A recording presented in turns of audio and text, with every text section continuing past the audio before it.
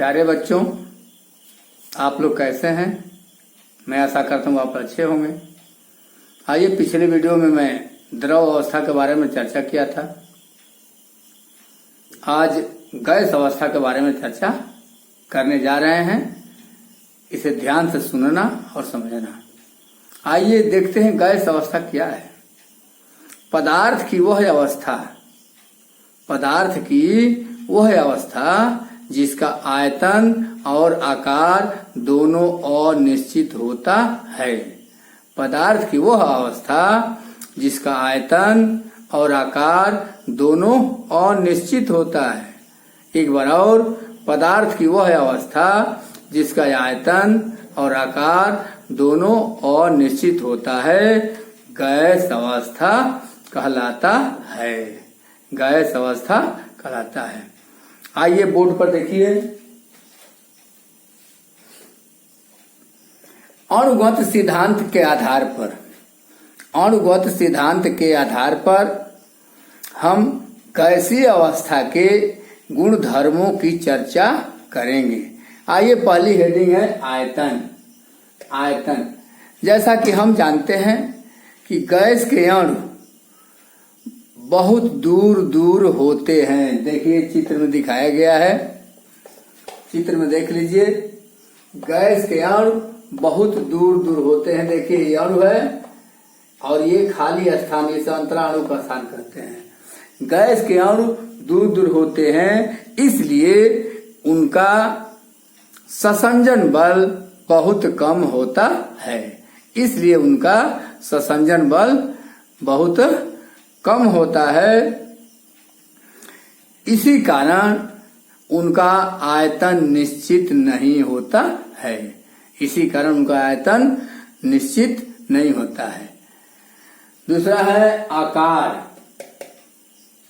आकार, गैस के अणु काफी दूर दूर होते हैं, इसलिए उनका आकर्षण बल नगण्य होता है। थोड़ा भी आकर्षण बल नहीं होता है और वे अनिश्चित स्थान पर गति करते रहते हैं। यानी उनका स्थान निश्चित नहीं है, कभी यहाँ कभी वहां कभी यहाँ, अनियमित गति करते रहते हैं। स्थान उनका निश्चित नहीं होता है, इसलिए गैस का आकार निश्चित नहीं होता है। जिस पात्र में हम उसे रखते हैं वो उसी पात्र के आकार ग्रहण कर लेता है। गैस को हम बोतल में भरेंगे, पाइप में भरेंगे, सिलेंडर में भरेंगे, यानी जिस बर्तन में रखेंगे भरेंगे उसी का आकार वो ग्रहण कर लेता है। आगे घनत्व देख लीजिए चित्र में। गैस के अणु काफी दूर दूर होते हैं, अर्थात वे घन नहीं होते हैं, इसलिए गैस अवस्था में अणुओं का घनत्व बहुत ही कम होता है। बहुत ही कम होता है।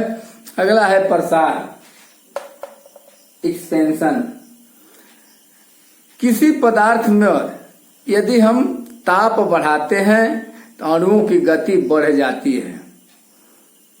तो यदि गैस अवस्था में यदि हम ताप बढ़ाते हैं तो उनकी गति बढ़ जाती है, इसलिए उनका प्रसार बहुत अधिक होता है। थोड़ा सा गर्म करने पर वो इतनी तेजी से गति करते हैं कि ये चारों तरफ आसानी से फैल जाते हैं। अगला है संपीड्यता। संपीड्यता का मतलब होता है, आपने स्पंज देखा होगा। स्पंज में बहुत सारे छिद्र होते हैं, उसमें हवा भरी होती है। यदि हम स्पंज को इसमें पकड़ के दबा दें तो बहुत कम जगह में आ जाता है, फिर छोड़ेंगे तो फैल जाता है। समझ में आया? इसी को कंप्रेस्ड कहते हैं। चूंकि गैस के अणु काफी दूर दूर होते हैं, उनका आकर्षण बल नगण्य के बराबर होता है, इसलिए उसे हम अधिक आयतन वाले गैस को कम आयतन वाले बर्तन में दबाकर हम भर सकते हैं। इसीलिए गैस को कंप्रेस्ड करके सिलेंडर में भरा जाता है और उसे आसानी से एक स्थान से दूसरे स्थान पर ले जाया जा सकता है। तो ठोस द्रव के अपेक्षा गैस का संपीड्यता बहुत अधिक होती है। उसे हम प्रेस करके बहुत कम जगह में उसे हम रख सकते हैं। और यही वजह है कि हमारे घरों में खाना बनाने के लिए जो गैस आती है, जिसको हम एलपीजी कहते हैं। आइए देखिए, बोर्ड पर लिखा है LPG, liquid petroleum gas. LPG का पूरा नाम है लिक्विड पेट्रोलियम गैस। ये हमारे घरों में खाना बनाने के रूप में काम आता है। अब देखते हैं कि प्रदूषण को देखते हुए सीएनजी गैस भरा जा रहा है। जितनी दिल्ली में, बॉम्बे में, कलकत्ता मानी बड़े बड़े शहरों में ये व्हीकल चलती हैं, ऑटोमोबाइल चलते हैं, उनमें सीएनजी गैस भरा जाता है। सीएनजी का मतलब होता है कंप्रेस्ड नेचुरल गैस, यानी गैस को दबा करके, कंप्रेस करके छोटे से सिलेंडर में भर लेते हैं और उसे हम गाड़ी में सेट कर देते हैं और उसी से अपनी वाहन हम चलाते हैं। तो मेरे प्यारे बच्चों, आज ये चर्चा हुई गैसियस स्टेट यानी गैसीय अवस्था के बारे में। इस वीडियो को अच्छी तरह से सुनना, कई बार सुनना, समझना, और अच्छा लगे तो लाइक, शेयर और सब्सक्राइब जरूर करना, ताकि अगले वीडियो की जानकारी आपको हो जाए।